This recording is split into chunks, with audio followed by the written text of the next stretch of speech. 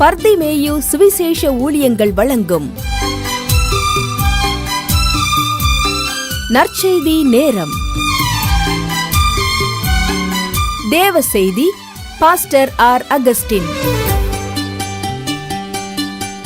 இந்த நாளில் உங்களோடு மறுபடியும் எப்போதும் போல சந்திக்கவும் தேவனுடைய வார்த்தையை சொல்லவும் ஆண்டவர் கொடுத்திருக்கிற நல்ல சுகபலத்திற்காய் ஸ்தோத்திரம்.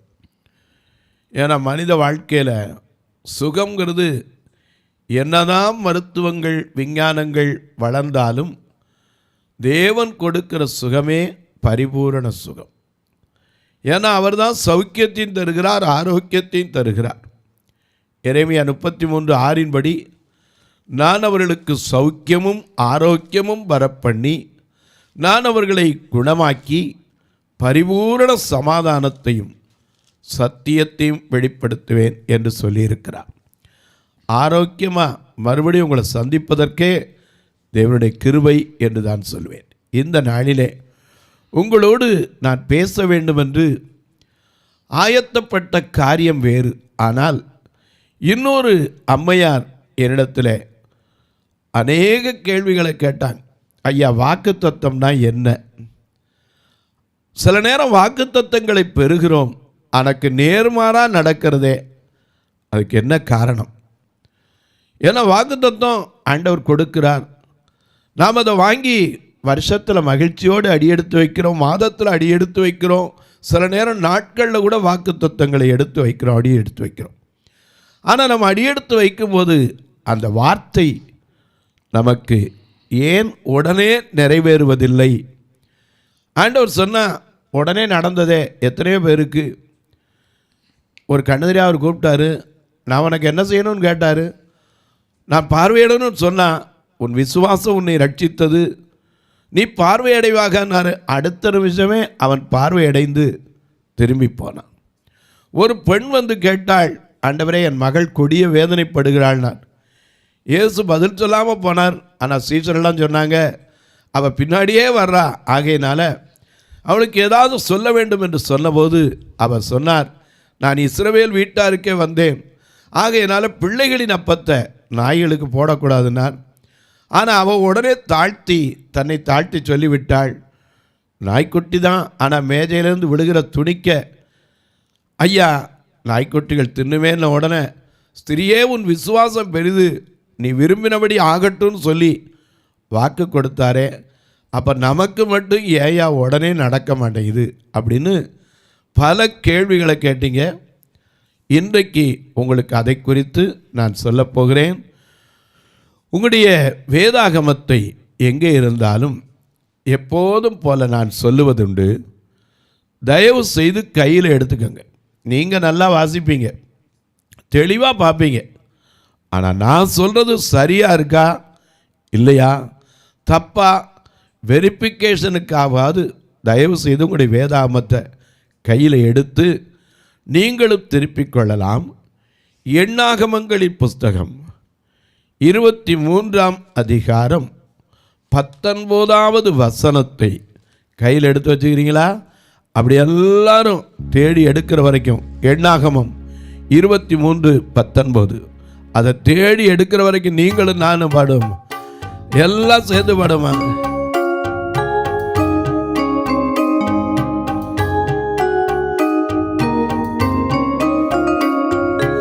அப்பா பிதாவே அன்பான தேவா அருமை இரட்சகரே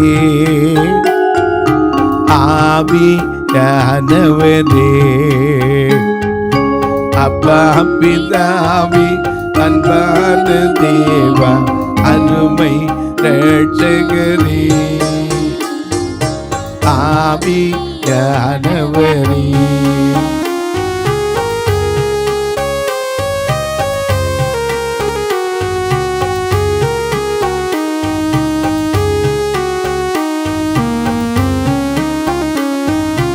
அப்பா பிதாவே அன்பான தேவா அருமை இரட்சகரே ஆவியானவரே அப்பா பிதாவே அன்பான தேவா அருமை ரட்சகரே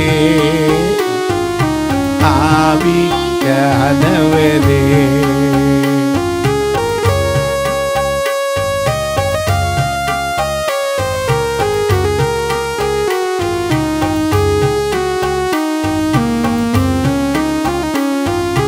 எங்கோ நான் வாழ்ந்து அறியாமல் அலைந்தேன், எங்கோ நான் வாழ்ந்து அறியாமல் அலைந்தேன், என் நேச தேடி வந்தேன்.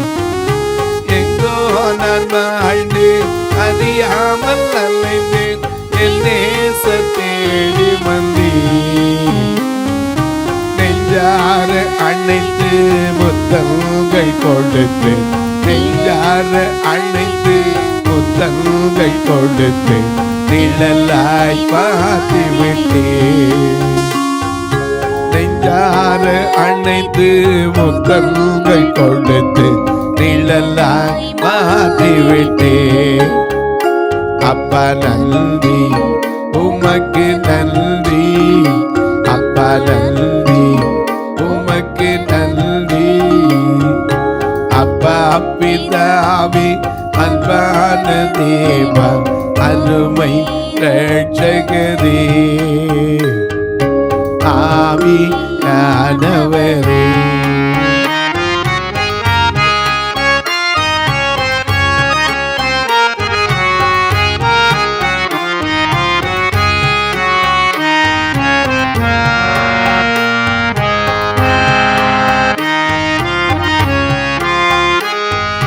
தாழ்மையில் கிடந்தேன், தள்ளாடி நடந்தேன், தயவாய் நினைவு கொண்டே.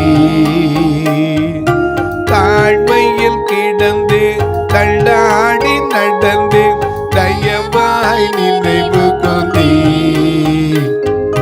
கலங்காதே என்று கண்ணீரை துடைத்து கரம் பற்றி நடத்துகிறேன். கலங்காதே என்று கண்ணீரை துடைத்து கரம் பற்றி நடத்துகிறேன். அப்பா நன்றி, உமக்கு நன்றி, அப்பா நன்றி, உமக்கு நன்றி. அப்பா பிதாவே அன்பான தேவா அருமை ரட்சகரே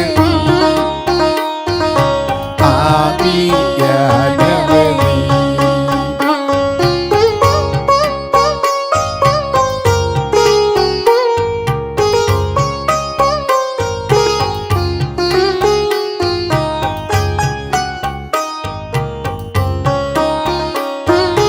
உளையான சேற்றில் வாழ்ந்து என்னை தூக்கி எடுத்தீரே.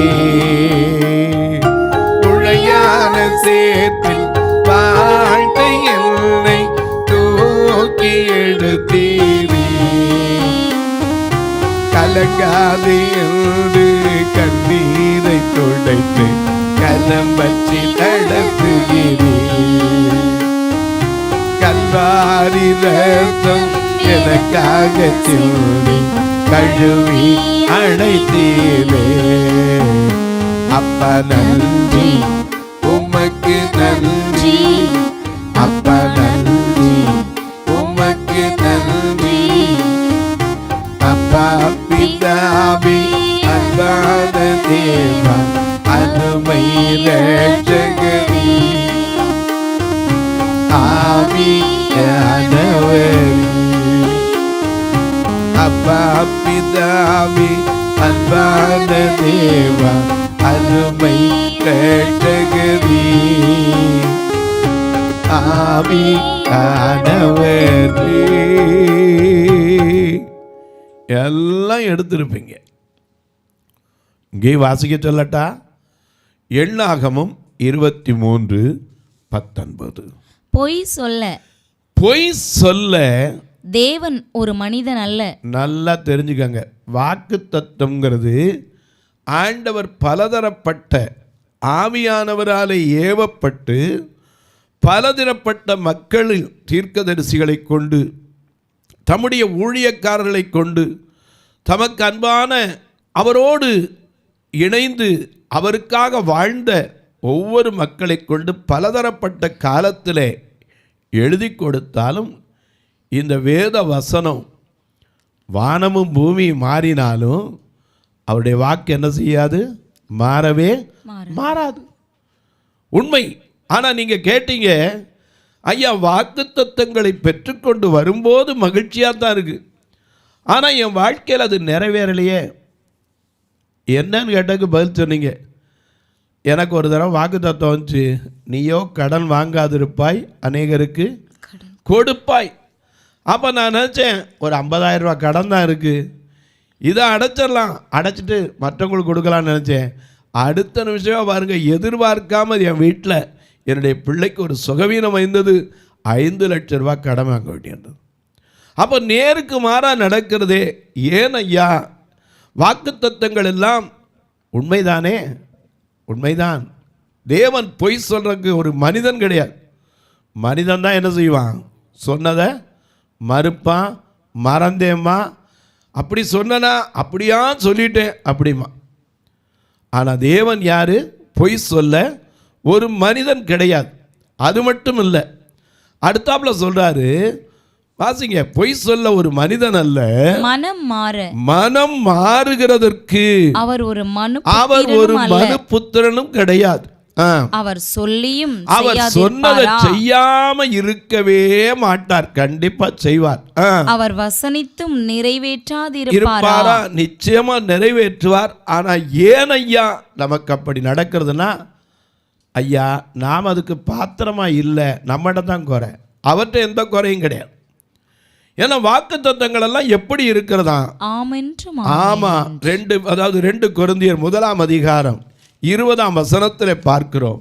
2 கொரிந்தியர் 1:20 நாம் வாசிக்கிறோம். அவங்க சொன்ன வசனம் தான் அப்படியே அங்கேயே இருக்கு. பாருங்க பாப்பா, தான் மனதில் இருதயத்தின் நினைவுகளை வாய் பேசும் அப்படின்னது. 2 கொரிந்தியர் எங்களால் தேவனுக்கு மகிமை உண்டாகும்படி, தேவனுக்கு மகிமை உண்டாகும்படி தேவனுடைய வாக்குத்தத்தங்கள் எல்லாம். யாருடைய வாக்குத்தத்தம்? தேவனுடைய வாக்குத்தத்தங்கள் எல்லாம் இயேசு கிறிஸ்துவுக்குள் ஆம் என்றும் அவருக்குள் ஆமென் என்றும் இருக்கிறது. ஆமென் என்றால் என்ன அர்த்தம்? அப்படியே ஆகட்டும் என்றுதான் இருக்கிறது. ஆமென் என்றும் இருக்கிறது. அவருக்குள்ள ஆமென் தான் இருக்கு, ஆகட்டும் என்று தான் இருக்கு. அப்போ ஏன் நடக்க மாட்டேங்குது? அதோட இன்னொரு காரியத்தையும் பார்க்கலாம். யோசுவாவின் புஸ்தகம் 23 அதிகாரம் 14 வசனத்தை வாசிக்க கேட்க போகிறோம். யோசுவாவின் புஸ்தகம் 23:14 வாசிக்க கேட்க போகிறோம். இதோ இன்று நான் பூலோகத்தார் எல்லாரும் போகிற வழியே போகிறேன். உங்கள் தேவனாகிய கர்த்தர் உங்களுக்காக சொன்ன நல் வார்த்தைகள் எல்லாம் ஒரு வார்த்தையும் தவறி போகவில்லை என்று உங்கள் முழு இருதயத்தாலும் உங்கள் முழு ஆத்துமாவாலும் அறிந்திருக்கிறீர்கள். அவைகள் எல்லாம் உங்களுக்கு நிறைவேறிற்று. அவைகளில் ஒரு வார்த்தையும் தவறி போகவில்லை. ஒன்று கூட தவறவே தவறாது. ஏன்னா அவர் சொல்ல, நாம பாடுறோம்ல, நாம எல்லாம் பாடுறோம், என்ன பாடுறோம்? அவர் சொல்ல குருடனில் கண் திறந்தது, அவர் சொல்ல குஷ்ட ரோகி சொந்தமாகினார். அவர் சொல்ல குருடனில் கண் திறந்தது, அவர் தொட குஷ்ட ரோகி சொந்தமாகினார். ஜீவிக்கிறார், என் உள்ளத்தில் அவர் ஜீவிக்கிறார்.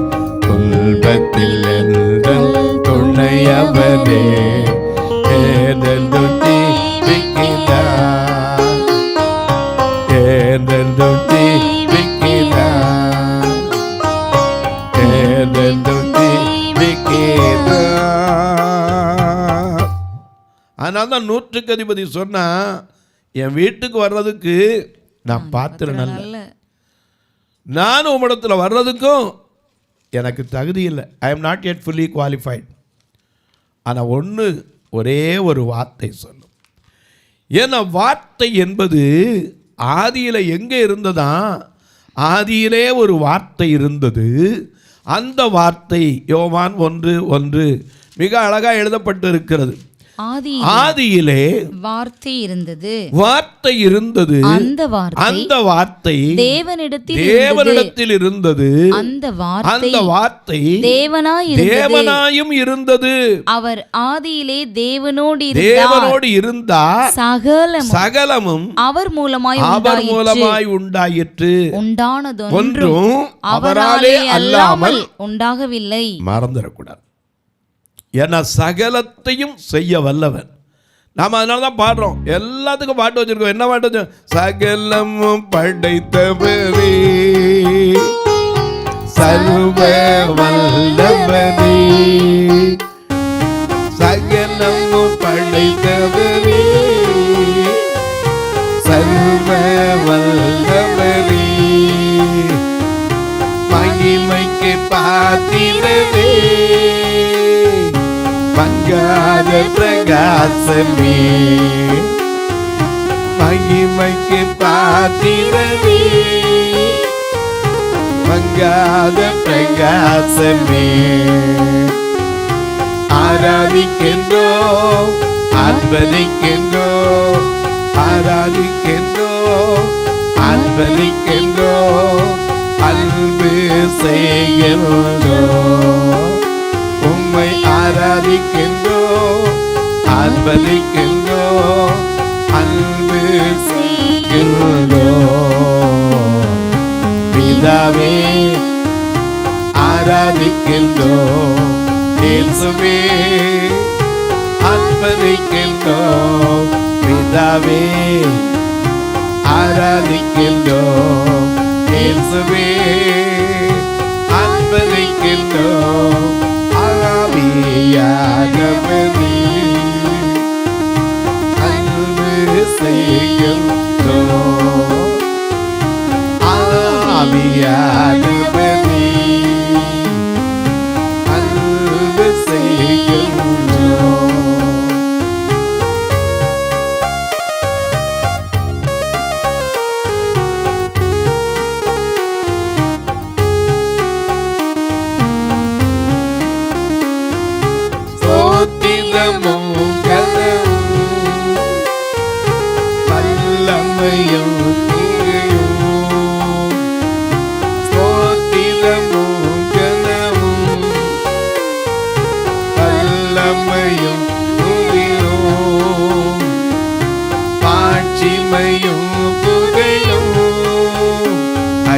எப்போதும் கொண்டாகட்டும்,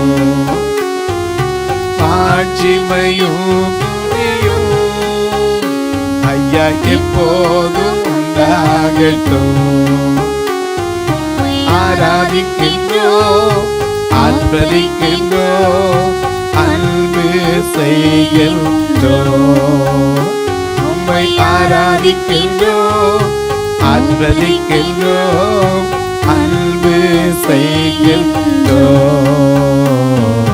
பிதாவே ஆராதிக்கின்றோம், இயேசுவே ஆர்ப்பரிக்கின்றோம், ஆவியானவரே அன்பு செய்கின்றோம், ஆவியானவரே அன்பு செய்கின்றோம். எனக்கு அன்பானவர்களே, சகலமும் அவர் மூலமாக தான் உண்டாச்சு. ஆகையினால உண்டானது ஒன்று அவரால் எல்லாம் உண்டாகலை. அப்போ அவர் சொன்ன வார்த்தை பொய்யாகுமா? ஏன்னா அவர் பொய் சொல்லுவாரா? நல்ல கவனிங்க, அவருடைய வாக்குத்தத்தங்கள் எல்லாம் எப்படி இருக்கான்? ஆம் என்றும் இயேசு கிறிஸ்துவுக்குள் ஆமென் என்றும் இருக்கிறது. அது மட்டும் இல்ல, அவருடைய வார்த்தைகள் ஒன்று கூட என்ன செய்யாது? தவறவே தவறாது. வானமும் பூமியும் மாறலாம், ஆனால் அவர் சொன்ன வார்த்தை என்ன செய்யாது? மாறவே மாறாது. ஆனால் நமக்கு ஏன் நடக்கலை? சில நேரங்களில் நமக்கு அதுதான் விளங்குறது இல்லை. நம்ம வாக்குத்தத்தம் கையில் வாங்கினோன்னு நினச்சிடும், அதை சொல்லி கூட பார்க்குறோமோ இல்லையோ பையில் வச்சுருவோம். அதுவும் பைபிளுக்குள்ளே வைப்போம், அடுத்த வருஷம் தான் எடுப்போம். ஒவ்வொரு நாளும் வாக்குத்தத்தம்ங்கிறது என்னன்னா blank செக். இன்றைக்கி உங்கள் கையில் ஒருத்தர் அமௌண்ட் ஃபில் பண்ணப்படாமல் ஒரு செக்கை கொடுத்து if you want to fill it's you can do அப்படின்னா என்ன செய்வீங்க? எவ்வளோ உங்கள் தேவை, என்ன தேவை, எவ்வளோ தேவை கணக்கு போட்டு அப்படியே என்ன செய்வீங்க? ஃபில் பண்ணுவீங்க. அதை விட கொஞ்சம் கூட இருக்கட்டும் தான் பண்ண முடியும், குறைச்சி பண்ண மாட்டோம். நாம் கையில் கொடுக்குற வாக்கு தத்தத்தை நாம் எப்போவும் ஒரு அட்டையாக பார்த்துறோம். சில நேரம் அநேகர் குறை சொல்லுகிறது உண்டு. இப்படி எதுவும் பைபிளில் இருக்கா? என்னமோ வரிசையாக போய் வருஷத்தின் ஆரம்பத்தில் ஜோசியம் பார்த்த மாதிரி ஒரு சீட் எடுத்து வர மாதிரி வராங்களே, இதுதானா அப்படிங்கிறாங்க. இல்லைங்க, அப்படிப்பட்டவர்களுக்கு நான் சொல்லுவேன், யூதாஸ் காரியத்தை இயேசு கிறிஸ்துவை காட்டி கொடுக்க போயிட்டான். காட்டி கொடுத்துட்டு அவன் அதை உணர்ந்து குற்றமில்லாத ரத்தத்தை என்ன செய்தேன்? காட்டி கொடுத்தேன்னு சொல்லி பிரதான ஆசாரியர்கிட்ட போய் அந்த காசை கொடுக்க போனான். அவங்க சொல்லிட்டாங்க, மத்தேயு 27ஆம் அதிகாரத்தில் முதல் வசனத்திலிருந்து நான் பார்க்கும்போது அவங்க சொல்லிட்டாங்க, நீ வச்சுக்கப்பா, எனக்கு என்ன ஓம்பாடு அப்படின்ட்டாங்க.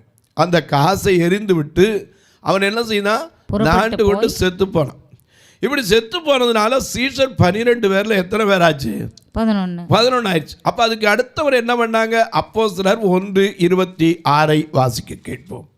அப்போஸ்தலர் நடவடிக்கைகள் 1ஆம் அதிகாரம் 26ஆம் வசனத்தை. அவர்களை குறித்து சீட்டு போட்டார்கள். சீட்டு மத்தியாவின் பேருக்கு விழுந்தது. எனக்கு அன்பானவர்களே, சீட்டு போடுறதுன்னா அது வேற, இது வாக்கு தத்தம்ங்கிறது வேற. ஏன்னா சிலர் சொல்லுவாங்க பைபிளில் இருக்கிறதெல்லாம் வாக்கு தத்தம் தானே. உண்மை. ஆதியாகமத்திலிருந்து முதல் வசனத்திலிருந்து வெளிப்படுத்தின விசேஷம் கடைசி வரைக்கும் என்னதுதான்? வாக்கு தத்தங்கள் தான், எல்லாம் வசனம்தான். ஆனால் சில நேரத்தில் நமக்கு ஏற்ற சமயத்தில் ஒரு வார்த்தை வரும். நாம் இன்றைக்கி சோர்ந்து போய் புக்கை பிரட்டிக்கிட்டு இருப்போம். உடனே ஒரு வார்த்தை வரும், இனி அழுவதில்லை. சில நேரம் கலங்காதே, திகையாதே, நான் உன்னோடு இருக்கிறேன். சில நேரம் நான் உன்னை விட்டு விலகுவதும் இல்லை, உன்னை கைவிடுவதும் இல்லை. இப்படி வாக்கு தத்தங்கள் வரும். ஆனால் அந்த வாக்கு தத்தங்களை நாம் அப்படியே வச்சுருக்கிறோம். அதை சொல்லி சொல்லி சொல்லி ஆண்டவரே நீங்கள் சொன்னீங்களே அதை நிறைவேற்றுங்க. ஏன்னா வாக்கு தத்தம் செய்தவர் உண்மையுள்ளவர், வாக்கு மாறவே மாட்டார். ஏன்னா அவர் பொய் சொல்றதுக்கு ஒரு மனுஷனும் கிடையாது, மனம் மாறி போகிறதுக்கு மனுபுத்திரனும் கிடையாது. சொன்னதை செய்யாமல் இருக்கவும் மாட்டார். வசனித்த வார்த்தையை நிறைவேற்றுவார். அநேக நேரங்களில் தான் நமக்கு தெரியலை. வாக்குத்தத்தம் பண்ணவர் யாரு? நம்மை உண்டாக்கினவர். வாக்குத்தத்தம் பண்ணவர் யாரு? சகலத்தையும் படைத்தவர். வாக்குத்தத்தம் பண்ணவர் யாரு? வானம் எனது சிங்காசனம், பூமி எனது பாதப்படின்னு சொன்னவர். அவர் சொன்ன வார்த்தை நிறைவேறாம போகுமா? எனக்கு அன்பானே, பிரசங்கி 3:11 சொல்லுகிறது, தேவன் சகலத்தையும் அதின் காலத்தில் நேர்த்தியாய் செய்திருக்கிறார். ஆனால் அது நமக்கு தெரியுது, உலகம் நமக்குள்ளே இருக்கிறதுனால உடனே நிறைவேறல அப்படின்னு அடிச்சுக்கிறோம். ஏற்ற காலம் வரும் வரைக்கும் அவருடைய பலத்த கரத்துக்குள்ள நாம் என்ன செய்யணும்? அடங்கி இருந்தா ஏற்ற காலத்தில் அவர் உங்களை சொன்னபடி அவர் செய்தே தீர்வார். தொலைக்காட்சியில் பார்க்கிற என் அன்பு மக்களே, இந்த நிகழ்ச்சியை நாள்தோறும் பார்க்குறீங்க, கேட்குறீங்க, பரவசம் அடைகிறீங்க, நல்லது. ஆனால் கேட்கிறதோடு விட்டுறாமல் ஒரு வார்த்தை இதற்காக ஜெபிக்கிறீங்களா? இது தொடர்ந்து வருவதற்கான தேவைகள் சந்திக்கப்பட ஜெபிக்கிறீங்களா? ஒவ்வொரு நாளும் இந்த நிகழ்ச்சி வரனா 4000 ரூபா தொலைக்காட்சிக்கு ரெக்கார்டிங் சேர்த்து 5 ரூபா வந்துடும். அது மட்டும் இல்லை, எங்கள் சபையோ 2 இடத்துல இருக்குது, 2மே பார்வையில்லாத மக்கள். ஞாயிற்றுக்கிழமை வந்தால் மற்ற சபைகளில் காணிக்க எண்ணலாம், அதுக்குன்னே 2 ஆள் இருப்பாங்க. ஆனால் எங்கள் சபையில் 2 ஆள் இருக்காங்க. எதுக்குன்னா வந்திருக்கிற எத்தனை பார்வையற்றோர் என்றதுக்கு. அவங்கள சாப்பிட வச்சு ஒவ்வொருத்தரும் ஒவ்வொரு கஷ்டத்தை சொல்லி வருவாங்க. இவர்களுக்கு முடிந்த உதவிகளை செய்து அனுப்புகிறோம். வரும்போது கூட பாருங்கள், வாடகைக்கு வேன் பிடிச்சி தான் பஸ் ஸ்டாண்டில் அப்படி இறங்குற இடத்துல வெளியே வந்து நெல்லுங்க வேன் வரும்னு சொல்லி அப்படியே கூட்டிகிட்டு வந்து திருப்பி அவங்க இருந்த இடத்துலேயே கொண்டு இறக்கி விடும். இதுக்கு மட்டுமே வாரம் ஒன்றுக்கு 4000 ரூபா செலவழிக்கிறோம். இவங்களை எல்லா நாளும் சாப்பிட வச்சு அனுப்புகிறோம். நீங்களும் கூட உங்கள் பிறந்த நாள், திருமண நாள், உங்களுக்கு வேலையில் உயர்வு கிடைத்த நாள், இப்படிப்பட்ட நாட்களிலே அந்த ஆத்மாக்களை அழைத்து வர்றதுக்கு பொறுப்பேற்கலாம். ஒரு நாள் நிகழ்ச்சி, தொலைக்காட்சி நிகழ்ச்சி 4000 ரூபா பொறுப்பேற்கலாம். ஒருவேளை ஐயா அன்றைக்கு உங்கள் நல்ல உணவு கொடுப்பதற்கு கர்த்தர் உங்களை ஏவினால் உதவலாம். நல்ல ஒரு ஊன்றுகோலை கொடுக்க உதவலாம். இன்னும் சொல்லப்போனால் எத்தனையோ பேர் நல்ல சட்ட துணி கூட இல்லாமல் வர்றாங்க. இப்படிப்பட்டவர்களுக்கும் கொடுக்க உதவலாம். பார்வையற்றோர் மரித்தா கூட சொந்தக்காரங்க மனசார கை நீட்டி வரமாட்டாங்க, அடக்கம் பண்ணுறதுக்கு காசை கொடுக்க மாட்டாங்க. இந்த ஃபியூனரல் ஃபண்டுக்காக உதவலாம். ஆலயத்தில் கூட பாருங்கள், இருக்கிற இடத்துல ஆட்களுக்கு நெருக்கம், இன்னொரு அறை கட்டணும் இடம் இருக்குது, ஆனால் பணம் இல்லை. இப்படிப்பட்ட காரியங்களுக்கு கர்த்தர் ஏவினால் நீங்களும் உதவலாம். எப்படின்னு கேட்பீங்க? இங்கே 2 நம்பர் உங்களுக்கு வந்துக்கிட்டே இருக்கும் டிஸ்பிளேயில், ஜிபே, ஃபோன்பேலாம். என்னிடத்தில் கேட்டாலும் சொல்லுவேன். அதே போல் மணி ஆர்டர் மூலம் நீங்கள் செக்கு டிராஃப்ட்னா அதுக்கும் அதில் அட்ரஸ் வருகிறது. ஏன்ட்ட கேட்டாலும் சொல்லுவேன். கர்த்தர் ஏவினால் நீங்களும் தொடர்பு கொள்ளலாம். எனக்கு அன்பானவர்களே, உங்கள் ஜெபக்காரியம் எது இருந்தாலும் சரி, காலை 10 மணிலேருந்து 5 மணிக்குள்ளே நீங்கள் தாராளமாக தொடர்பு கொள்ளலாம். கட்டாயம் உங்களுக்காக ஜெபிப்பேன். ஏன்னா மற்றவங்க மாதிரி என் பிரதர் 24 மணி நேரம் ஜெபிக்கிறக்கா, 24 மணி நேரம் சொல்லிவிட்டு நான் ஃபோன் எடுக்காமல் இருந்தால் கர்த்தருக்கு கணக்கு கொடுக்கணும். நானும் மனிதன்தான், மற்ற வேலைகள் இருக்குது, மற்ற காரியங்களும் உண்டு. ஆகையினால் 10லேருந்து 5 வரை நீங்கள் ஃபோன் அடித்து உங்கள் ஜெபக்காரியங்களை சொல்லலாம். வந்து பார்க்கணுன்னா ஒரு 2-3 நாளைக்கு முன்னாடியாவது சொல்லுங்கள். ஏன் ஆயத்தப்படுத்தி வைக்கிறதுக்கு இல்லை, நாங்கள் இருக்கிறது அவுட்டரில் இருக்கிறோம். உங்களை கூட்டிகிட்டு வந்து காமிச்சு திரும்பி பத்திரமா உங்களை விடுறதுக்கு நீங்களும் எங்களுக்கு உதவ வேண்டும். இப்போ உங்களுக்காக ஜெபிக்கட்டுமா? நல்ல பிதாவே, நன்றியோடு துதிக்கிறோம். இந்த நல்ல நாளிலே ஆண்டவருடைய நாமத்தினாலே வாக்கு தத்தங்கள் ஏன் நிறைவேறவில்லை, இதை குறித்து நாங்கள் தியானித்து வருகிறோம். கர்த்தர் எங்களுக்கும் அதை கற்றுக்கொடும், எனக்கும் கற்றுக்கொடும். கேட்கிற ஒவ்வொருவர் கைகளில் வைத்திருக்கிற நெடுநாள் காத்திருக்கிற காரியங்கள் கர்த்தர் நிறைவேற்ற உதவி செய். இந்த ஊழியத்தை தாங்குகிற, ஜெபிக்கிற, கொடுக்கிற எல்லா மக்களையும் ஆசீர்வதியும். வானத்திற்கும் பூமிக்கும் சகல அதிகாரம் கொண்ட இயேசு கிறிஸ்துவின் ஈடு இணையற்ற வல்லமையுள்ள நாமத்தில் ஜெபிக்கிறேன் நல்ல பிதாவே, ஆமென். சபை ஆராதனை ஞாயிறு காலை 10 மணி முதல் 12 மணி வரை. இடம் பர்திமேயு சுவிசேஷ ஆலயம், அன்னை சத்யா நகர், இளமனூர் அஞ்சல், சக்கிமங்கலம் வழி, மதுரை மாவட்டம். பின்கோட் 625201 மற்றும் பர்திமேயு சுவிசேஷ ஜெப வீடு, plot number 107, Eden Garden, Muthur, Tirunelveli. Pincode 627011. சிறப்பு உபவாச கூட்டம் ஒவ்வொரு மாதமும் 2வது சனிக்கிழமை காலை 10 மணி முதல் 1 மணி வரை நாகர்கோவில் YMCA ஹாலில் வைத்து நடைபெறுகிறது. மற்றும் ஒவ்வொரு மாதமும் 4வது சனிக்கிழமை காலை 10 மணி முதல் 1 மணி வரை திருநெல்வேலி புதிய பேருந்து நிலையம் அருகில் உள்ள கிரேஸ் ஹாலில் வைத்து நடைபெறுகிறது. எங்கள் எல்லா ஆராதனைகளிலும் கலந்து கொண்டு தேவனை மகிமைப்படுத்த அன்பாய் அழைக்கிறோம். உங்கள் உதாரத்துவமான காணிக்கைகளினால் இவ்வூழியத்தை தாங்க விரும்பினால் R Augustine, account number 5021364331, IFSC code IDIB 000B066, Indian Bank, BP Kulam, Madurai. GPay number 9842181917, BGM ministries மற்றும் 9442559772, பிளைண்ட் மினிஸ்ட்ரீஸ் அகஸ்டின். உங்கள் தொடர்புக்கு பாஸ்டர் ஆர் அகஸ்டின், பர்திமேயு சுவிசேஷ ஊழியங்கள், நாகமலை, புதுக்கோட்டை, மதுரை 625019. தொலைபேசி எண்கள் 9842181917 மற்றும் 9442559772. கர்த்தர் தாமே உங்களை ஆசீர்வதிப்பாராக.